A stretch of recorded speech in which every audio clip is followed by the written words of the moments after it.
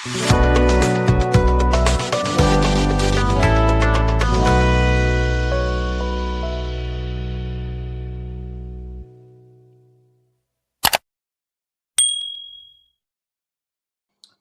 Evening सभी को, बहुत बहुत स्वागत आप सभी का मेरे इस यूट्यूब चैनल क्रिक सुबेंदु में। तो बात करेंगे इंडियन क्रिकेट को लेके। अभी जो एक तरीके से मैचेस चल रहे हैं, देखिए, एक तो बॉर्डर गावस्कर ट्रॉफी से पहले इंडिया ए की टीम जो कि ऑस्ट्रेलिया ए के अगेंस्ट कुछ मैचेस खेल रहे हैं।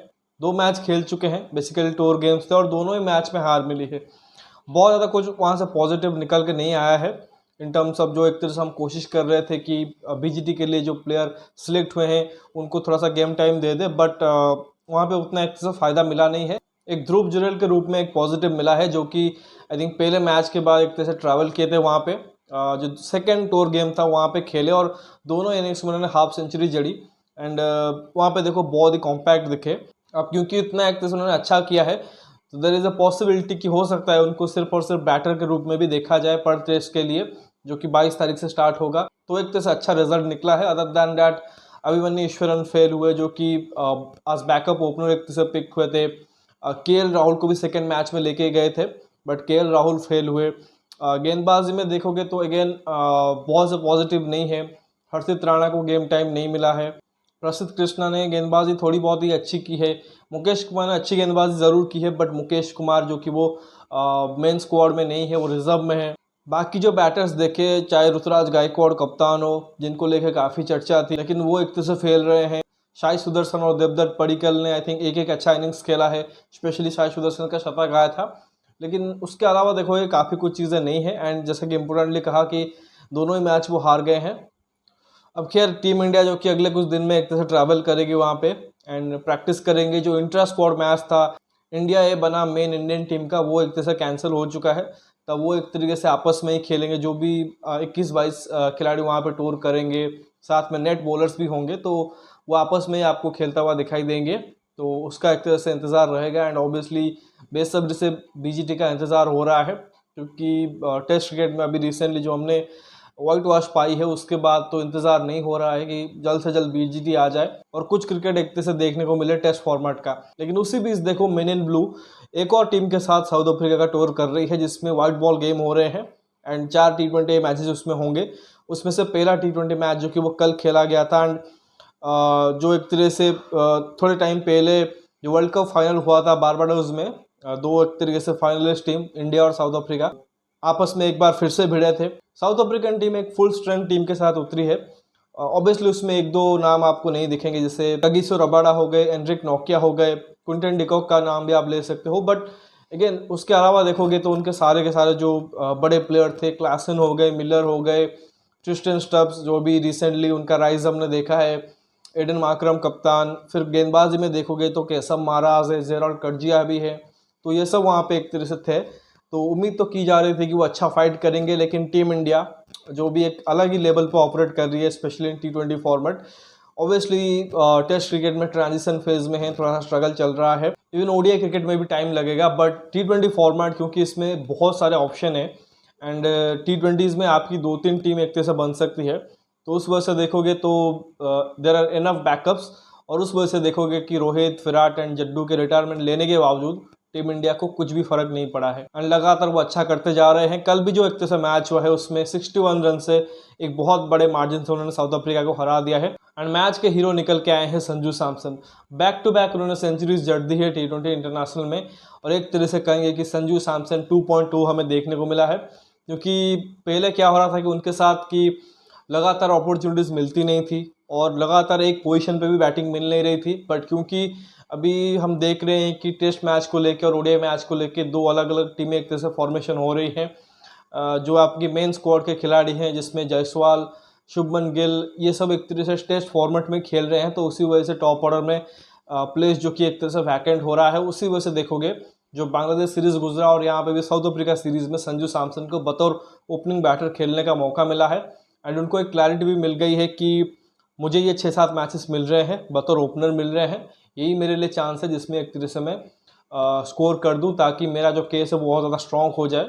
बट यहाँ पे उन्होंने बहुत ही ज़बरदस्त तरीके से अपने चांसेस को बनाए हैं। बांग्लादेश के अगेंस्ट जो सीरीज़ हुआ था वहाँ पे पहले 2 मैच में वो इम्पैक्ट दिखा था, वो इंटेंट भी दिखा था, बट वो बड़े स्कोर नहीं दिखे थे। लेकिन फाइनल मैच में एक ज़बरदस्त शतक मारते हैं और उसको बैक करने के लिए एक और शतक उन्होंने डरबन में जड़ दिया है साउथ अफ्रीका टूर में पहले ही मैच में, और ज़बरदस्त शतक। आई थिंक उस शतक से भी बेहतर है, क्योंकि ये जो शतक है वो एक तरह से आउटसाइड इंडिया, आउटसाइड एशिया आया है। ऑब्वियसली अगर आप सेना कंट्रीज में परफॉर्म करते हो इरेस्पेक्टिव ऑफ द फॉर्मेट, तो वहाँ पे एक तरह से आपको स्पेशल रिकॉग्निशन मिलता है। एंड संजू सैमसन का तो जो आखिरी आई थिंक इनिंग्स भी था साउथ अफ्रीका में, वहाँ पे भी शतक मारा था ओडीआईज में। तो एक हाफी हंटिंग एक तरह से प्लेस रहा है संजू सैमसन के लिए। तो बहुत ही कमाल की पारी खेली है। साथ ही में तिलक वर्मा भी कम बैक कर रहे थे, क्योंकि रियान परा को इंजरी हुई थी कुछ, तो उस वजह से तिलक वर्मा को यहाँ पे अपॉर्चुनिटी मिला था। तिलक ने भी अगर आप देखोगे तो बड़ी नहीं, बट एक इफेक्टिव पारी ज़रूर खेली है। हालांकि टीम इंडिया ने उसके बाद आखिर में स्ट्रगल ज़रूर किया, क्योंकि उस हिसाब से फिनिश नहीं हो पाया, लेकिन 202 रन बनाए थे और जवाब में साउथ अफ्रीकन टीम 141 रन पे ही ऑल आउट हो गए। कोशिश उनके तरफ से ज़रूर थी, कुछ बल्लेबाजों ने कुछ बड़े शॉट ज़रूर खेले, बट टीम इंडिया के पास जो स्पिनर थे वरुण चक्रवर्ती और रवि बिश्नोई दोनों को ही खिलाया था, तो दोनों ने कमाल की स्पेल डाली। और साथ ही अर्शदीप सिंह ने भी अच्छी गेंदबाजी की, आवेश ने भी अच्छी गेंदबाजी की, एंड एक क्लिनिकल परफॉर्मेंस जो कि हमें फर्स्ट गेम में देखने को मिला। अब जो एक तरह से हम ब्रांड अप क्रिकेट खेल रहे हैं T20 में, अगर आप देखो specially from that last world cup, जिस तरह से मतलब एक टैलेंट पूल एक तरह से खड़ा हो गया है, तो डेफिनेटली उससे हम बहुत ज़्यादा पॉजिटिव चीज़ें जो कि ले सकते हैं। एंड हमें ये भी याद रखना है कि जो अगला वर्ल्ड कप है जिसको एक तरीके से हम डिफेंड करने वाले हैं, वो घर पे ही होगा। एंड उसके लिए ऑलरेडी देखो प्लेयर पुल बहुत ही बड़ा है। ज़रूरी यही है अब टीम इंडिया के लिए कि सही पोजीशन पे सही प्लेयर को इस्तेमाल करे, रोल वाइज एक तरह से clarity they they, and enough backup जो कि एक तरह से तैयार करे। एंड ऑब्वियसली सबसे बड़ी चीज़ इसमें ये होगी कि आप प्लेयरों को किस तरह से बैक करते हो। तो अच्छा लगा कि जिस तरह से संजू सैमसन को बैक किया गया है एंड संजू सैमसन ने डिलीवर किया है। बहुत ज़्यादा हैप्पी फील हो रहा है उनके लिए, क्योंकि पिछले 10 साल से हम उनको क्रिकेट खेलता हुआ देख रहे हैं। मतलब आईपीएल में देखा है, इंटरनेशनल क्रिकेट में भी देखा है, बट उनको वक्त लगा है, इतनी आसानी से वो कंसिस्टेंसी नहीं आई है। आईपीएल में भी स्ट्रगल देखा कि जहाँ पे कुछ बहुत अच्छे शॉट खेलते थे बट 20-30 मार के आउट हो जाते थे। इंटेंट वाज ऑलवेज देयर, वो इम्पैक्ट भी डालते थे, बट बड़ी पारी नहीं आ रही थी। बट जब से कप्तान बने, आई थिंक पहला ही मैच था आईपीएल में जब वो कप्तान बने थे और पंजाब के अगेंस्ट शायद शतक जड़ दिया था। हालांकि वो मैच शायद राजस्थान जो कि वो हार गई थी। तो उसके बाद देखो उन्होंने लगातार मैच्योरिटी के साथ बैटिंग की है। स्पेशली इस साल अगर आप देखो आईपीएल में, जहाँ पे आई थिंक 500 से ज़्यादा रन बनाए, टीम को भी एक तरह से क्वालिफाई करवाया प्लेऑफ्स के लिए। तो उसके बाद वो वर्ल्ड कप में सिलेक्ट हुए थे। एक मैच जरूर नहीं मिला, but world cup winning team का हिस्सा रहे, तो एक कॉन्फिडेंस ज़रूर आया। उसके बाद अगर आप देखोगे श्रीलंका में फेल हो गए थे, लगातार 2-0 बने थे, तो थोड़ा सा कॉन्फिडेंस डाउन ज़रूर था। बट सूर्य कुमार यादव एंड गौतम गंभीर उस वक्त जो एक तरह से कप्तान एंड कोच थे, उन्होंने उनको बैक किया।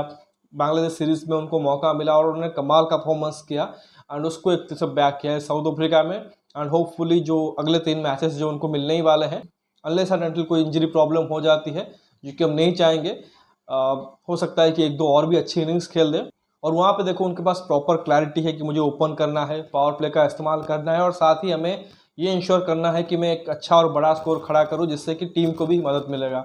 अब वही रीज़न देखो कि पिछले 2 मैच में जब उन्होंने बैटिंग की है, ज़बरदस्त स्टार्ट दिया है और टीम को एक अच्छे स्कोर पे भी पहुंचाया है, जिसके चलते आप देखो गेंदबाजों के लिए काफ़ी इजी हो गया है। लेकिन वहीं पे कुछ प्लेयर है जिनके ऊपर नज़र ज़रूर रहेगी। एक तो अभिषेक शर्मा, अब उनके लिए भी यही कहेंगे, जस्ट लाइक संजू सैमसन, उनके लिए भी गोल्डन अपॉर्चुनिटी है। बट लगातार आप देखोगे 4 मैच में जो उन्होंने एक तरीके से बांग्लादेश के खिलाफ खेले, और इसको भी अगर आप मिला दो, वो फेल ही रहे हैं। बहुत ज़्यादा एग्रेसिव होने की कोशिश कर रहे हैं। मतलब देखिए, इंटेंट रखना, उस अप्रोच के साथ बैटिंग करना सही है, बट साथ ही आपको थोड़ी सी कंसिस्टेंसी भी रखनी पड़ेगी, because this is Indian team. ये कोई मतलब बाकी की कोई टीम नहीं है जिनके पास प्लेयरों का पूल बहुत बड़ा नहीं है जिसमें कि आप इजीली फिट हो जाओ। लेकिन यहाँ पे जो प्लेयरों का पूल है वो काफ़ी बड़ा है। अभी देखो जो फर्स्ट चॉइस ओपनर्स है जायसवाल एंड गिल, वो यहाँ पे नहीं है। ऋतुराज गायकवाड़ को तो इन्होंने ड्रॉप कर दिया है। उनके आप T20 आंकड़े देखिए, वो ज़बरदस्त है। ईशान किशन की तरफ ये फिलहाल सोच नहीं रहे हैं। केएल राहुल भी अभी आउट ऑफ स्कीम है। तो ऐसे में अभिषेक शर्मा के लिए बहुत टफ होगा कि अगर सारे के सारे उपलब्ध हो जाते हैं तो ऐसे में उनको जगह बना पाना। उनके पास देखो एक और एबिलिटी है गेंदबाजी करने की भी, बट जब तक आप एक तरह से अपनी फर्स्ट स्किल जो कि वो बैटिंग में आप प्रूव नहीं करोगे, तो फिर आपके लिए प्लेइंग 11 छोड़िए 15 में भी एक तरह से फिट होना बहुत मुश्किल हो जाएगा। आई जस्ट होप कि अगले 3 मैच वो थोड़ा सा उससे सीख ले एंड पहले ही बॉल दूसरी बॉल से मारने नहीं जाएं। थोड़ा सा इंतज़ार कर सकते हैं, कंडीशन को थोड़ा सा देखते हुए आप आराम से जो गियर शिफ्ट है वो कर सकते हो। क्योंकि एक शतक उनका जिम्बाब्वे में आया था, उसके अलावा सारे के सारे लो स्कोर हैं। तो आई थिंक ऐसा नहीं चल सकता। इवेंचुअली आपको बाहर कर दिया जाएगा और आपके जगह पे कोई और आ जाएगा। यशस्वी जायसवाल अभी फ्रंट रनर है, एंड अभी क्योंकि संजू सैमसन ने इतना तगड़ा खेल दिया है तो मैनेजमेंट कहीं ना कहीं अभी सोचेगी क्या शुभमन गिल को ही ले या संजू सैमसन को इस प्लेस पर रखें, क्योंकि संजू सैमसन को अगर आप खिलाते हो एट द टॉप, आपके पास मौका रहेगा मिडिल ऑर्डर में ऑलराउंडर भरने के लिए, जो कि T20 की रिक्वायरमेंट है। लेकिन द मोमेंट आप शुभमन को ओपन कराओगे, मतलब जब वो एक तरह से रिटर्न करेंगे, मतलब मेन स्क्वाड जब अवेलेबल हो जाएगा, तो ऐसे में फिर आपको विकेट कीपर को नीचे पुश करना पड़ेगा और वहाँ पे एक जो ऑलराउंडर का स्लॉट है वो फिर खाली हो जाएगा। एंड एक और चीज़ भी ये देखनी है कि जब ऋषभ कम बैक करते हैं तब भी क्या संजू सैमसन को ही प्रेफर किया जाएगा या फिर सीनियरिटी के हिसाब से ऋषभ पंत को बैक किया जाएगा। मतलब आई विल बी सरप्राइज कि अगर संजू सैमसन मेन स्क्वाड में भी एक तरह से फीचर नहीं करते हैं, मतलब प्लेइंग 11 में, because this is his time. उन्होंने प्रूव करके दिया है and this is the time जब आप उनको एक तरह से लॉन्ग ड्रॉप दो एंड उनको एक तरह से फिक्स कर लो। बट पता नहीं टीम मैनेजमेंट की क्या सोच रहेगी। और बाकी प्लेयरों में तो देखिए सूर्य कुमार यादव थोड़ा सा ऑफ डे था उनके लिए, बड़ी इनिंग्स खेल नहीं पाए, बट इवेंचुअली आ जाएगा, नंबर 1 बैटर है टीम इंडिया के लिए। हार्दिक एंड रिंकू का भी स्ट्रगल रहा, बट इवेंचुअली उनका परफॉर्मेंस आ जाएगा, क्योंकि फिनिशर का रोल जो कि बहुत ही टफ होता है। हर एक इनिंग्स में आके अच्छा स्कोर करना, वो कंटिन्यूटी रखना उतना इजी नहीं होता है। ज़्यादा बॉल भी नहीं मिलती है, तो आई फील कि अगले मैच में वो अच्छा करेंगे, उतना एक तरह आप उनके ऊपर ट्रस्ट कर सकते हो। बाकी गेंदबाजी में भी जैसा कहा कि दोनों स्पिनरों ने कमाल किया। अक्षर पटेल खेल रहे थे बतौर ऑलराउंडर, बट ना ही ज़्यादा बैट से कंट्रीब्यूट कर पाए, एंड बॉलिंग भी उनको एक तरह से एक ही ओवर करवाया गया, तो थोड़ा से अंडर यूटिलाइज हो गए। पेसर ने फिर भी अब देखो ठीक ठाक ही गेंदबाजी की है। तो अभी तो खैर बैलेंस बहुत अच्छा लग रहा है टीम इंडिया का, एंड होप यही करेंगे कि यहाँ से सीरीज जीत के जाए। लेकिन एक चीज़ कहने लायक है टीम इंडिया के लिए कि जो टैलेंट पूल अभी दिख रहा है वो बहुत ही ज़बरदस्त है, एंड बहुत एक अच्छा अपॉर्चुनिटी हमारे लिए रहेगा जब एक तरह से हम 2026 में T20 वर्ल्ड कप खेलेंगे, मतलब डिफेंड करने के लिए खेलेंगे। बस ज़रूरी यही है कि जैसा कहा कि सही प्लेयर को बैक करने की सही जगह पे, एंड अगर आप मल्टी स्किल प्लेयर को एक तरह से यूज़ करते हो जो कि रिक्वायरमेंट है T20s की, आई थिंक वो बेहतर होगा। एक सेपरेट पूल जो कि आप test cricket and ODI cricket के लिए रख सकते हो, maybe some of the T20 players can be part of ODI team, लेकिन जो T20 की टीम होनी चाहिए, मुझे लगता है कि वहाँ पे स्पेशलिस्ट की ज़्यादा एक तरह से रोल होनी चाहिए। बहुत कम प्लेयर ऐसे होने चाहिए जो कि अक्रॉस फॉर्मेट खेलते हो।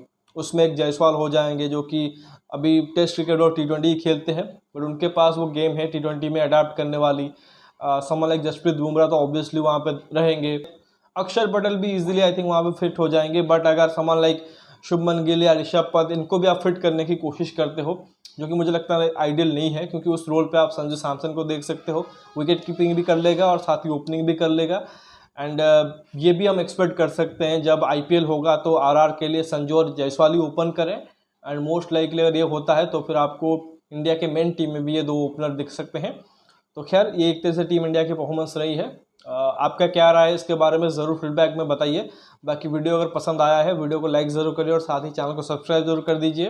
बाकी जैसा ही कहा कि अभी टूर गेम्स हो रहे थे वो ख़त्म हो चुके हैं, बहुत ज़्यादा पॉजिटिव्स नहीं आए हैं, बट जैसा ही कहा एक नाम ध्रुव जुरेल, उसके ऊपर नज़र ज़रूर होगी, एंड अभी देखना पड़ेगा किस तरह से तैयारी भी होती है BGT के लिए। तो जो भी एक तरह से उसके रिगार्डिंग खबर आएगी उसके बारे में ज़रूर बताएंगे, बट फिलहाल के लिए आप नोटिफिकेशन की घंटी दबा लो ताकि हर एक वीडियो की अपडेट मिलते रहे टाइम पे। मिलता है अगले वीडियो में, तब तक के लिए धन्यवाद। जय हिंद।